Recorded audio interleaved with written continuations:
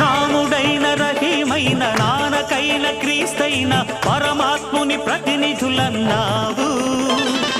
మతం పేర కులం పేర మత్సరాలు తగదంటూ మానవతకు జ్యోతులెత్తినావు.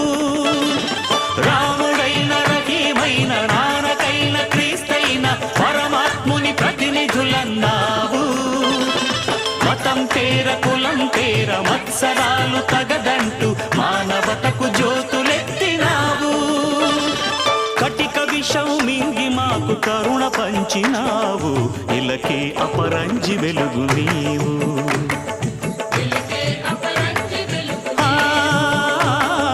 ఇలకే అపరంజి వెలుగు నీవు.